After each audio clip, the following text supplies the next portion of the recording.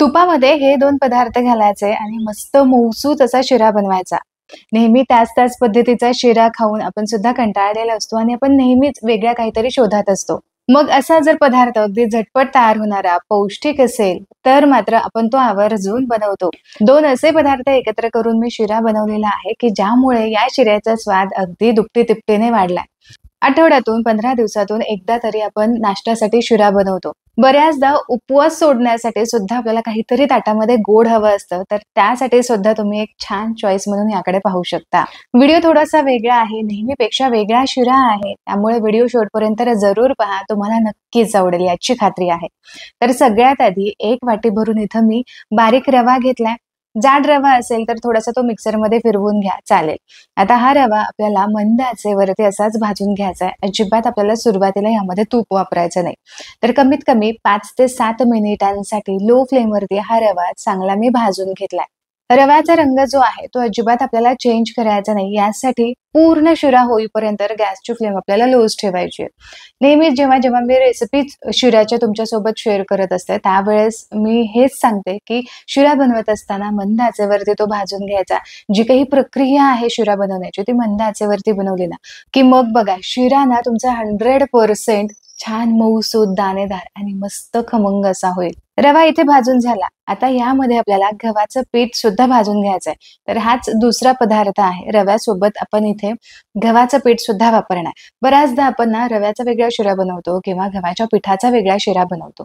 पण आज आपण दोन्ही पदार्थ मिसळून मस्त मऊसूत असा शिरा बनवणार आहोत.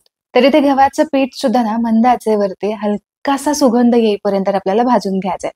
गव्हाच्या पिठाचा रंग सुद्धा आपल्याला अजिबात इथे डार्क करायचा नाही. जर तुम्ही गव्हाचं पीठ खूप वेळ भाजत बसला किंवा थोड्याशा हाय फ्लेमवरती भाजून घेतला ना, पटकन याला रंग येतो आणि यामुळे शिरा थोडासा काळपट होण्याची शक्यता असते. त्यामुळे लो फ्लेम ठेवायची. 4 ते 5 मिनिटांसाठी चांगलं हे पीठ आपल्याला भाजून घ्यायचंय. इथे पीठ चांगलं भाजून झालेलं आहे. अजिबात याचा रंग चेंज झाला नाही. आता हे पीठ सुद्धा आपल्याला रव्यासोबत काढून घ्यायचंय. आता इथे ना आपल्याला पाणी गरम करून घ्यायचंय आणि यामध्येच आपल्याला साखर सुद्धा विरघळून घ्यायची, म्हणजे दोन्ही कामं आपली सोबतच होऊन जातील. ज्या वाटीने आपण रवा घेतला होता त्याच वाटीने 2.25 वाटी भरून मी इथे पाणी घेतलेलं आहे. यामध्ये 1 वाटी आणि वरती 3 चमचे अशी मी साखर घातली. ही साखर अगदी परफेक्ट आहे गोडीला. पण तुम्हाला गोडीला थोडंसं कमी आवडत असेल ना, तर 1 वाटीभरच साखर पुरेशी होईल.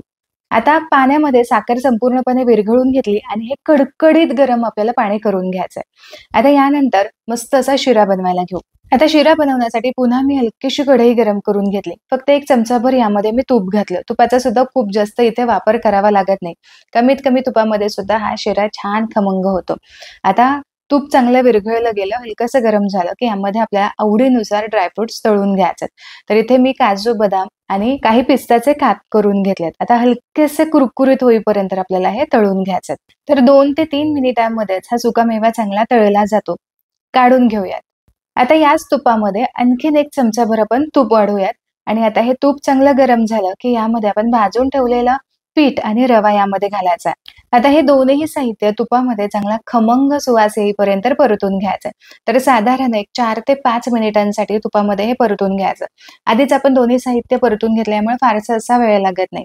एक 4-5 मिनिटांमध्ये मस्त हे परतून होतं. किंवा तुम्ही तुमच्या अंदाजाप्रमाणे थोडीशी क्वांटिटी कमी असेल तर थोडंसं 2-3 मिनिट कमी भाजून घेतलं तरी सुद्धा चालेल. तर हे बघा इथे रवा आणि पीठ चांगलं भाजून झालेलं आहे. अशा पद्धतीने मॅश करत आपल्याला हे भाजून घ्यायचं, म्हणजे सगळ्या पिठाला, रव्याला छान तुपाचं कोटिंग होतं. आता यामध्ये आपण जे साखर पाणी करून ठेवलं होतं हे संपूर्ण पाणी यामध्ये घालायचंय आणि पटकन हे या मिश्रणामध्ये मिक्स करून घ्यायचं. म्हणजे या मिश्रणाच्या खूप जास्त अशा गुठळ्या सुद्धा होत नाही. आता यानंतर गॅसची फ्लेम लोच आहे. लो फ्लेमवरती आपल्याला हे मिश्रण चांगलं ढवळून घ्यायचं आणि यामध्ये तयार झालेल्या गुठळ्या ज्या आहेत त्या चांगल्या आपल्याला मोडून घ्यायच्यात. तर हे बघा जिथे हलके हलके अशा मला गुठळ्या दिसतात त्या अशा पद्धतीने आपल्याला मोडून घ्यायच्यात. तर आपण सगळं साहित्य चांगलं भाजून घेतलेलं आहे, यामुळे खूप काही यामध्ये गुठळ्या होत नाही. 2-3 गुठळ्या झालेल्या असतात, अगदी सहज त्या मोडता येतात. तर हे बघा या पद्धतीनेच आपल्याला हे मोडून घ्यायचं आणि आता तुम्ही याची कन्सिस्टन्सी बघा, अजिबात यामध्ये गुठळ्या राहिलेल्या नाहीत.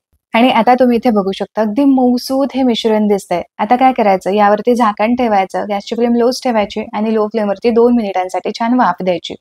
तर इथे बरोबर 2 मिनिटानंतर यावरती आपण घालूयात इलायचीची पावडर आणि जे सुका मेवा आपण तळून ठेवला होता तो संपूर्ण यामध्ये घालायचा आणि हे सगळं साहित्य चांगलं मिसळून घ्यायचं. आता यावेळेस तुम्ही गॅसची फ्लेम बंद करू शकता. अगदी झटपट असा इथे आपला शिरा तयार झालेला आहे. तुम्ही आधीच रवा आणि पीठ भाजून ठेवलत ना तरी ऐन वेळेस पटकन हा शिरा तयार होतो. तर शिऱ्याचा रंग तुम्ही बघू शकता. अगदी परफेक्ट असा शिऱ्याचा रंग सुद्धा आलेला आहे. टेक्स्चर वाईज सुद्धा तुम्ही इथे बघू शकता. मस्त शिरा दिसतोय. यावरून हलकंसं मी तूप घातलंय त्यामुळे छान सुवास सुद्धा येतोय आणि मस्त मऊसूत सुद्धा हा शिरा झालेला आहे. लहान मुलांसाठी फक्त रव्याचा शिरा करण्याऐवजी तुम्ही अशा पद्धतीने थोडंसं गव्हाचं पीठ घालून सुद्धा शिरा बनवू शकता. एक हलकीशी वेगळी टेस्ट सुद्धा येते आणि मुलांना अगदी मऊसूत असा हा रवा खायला सुद्धा आवडतो. सकाळच्या नाश्त्यासाठी जर तुम्ही बनवत असाल ना तर पोटभरेचा हा नाश्ता होतो आणि अगदी दिवसभरासाठी छान तरेतरी येते. आशा करते की आजची ही रेसिपी तुम्हाला आवडली असेल. रेसिपी आवडली असेल तर व्हिडिओला लाईक जरूर करा. तुमच्या मित्रपरिवारामध्ये नक्की शेअर करा. पुन्हा भेटूया अशाच एका मस्त रेसिपी सोबत. तोपर्यंत स्वस्थ राहा आणि मस्त मस्त खात राहा.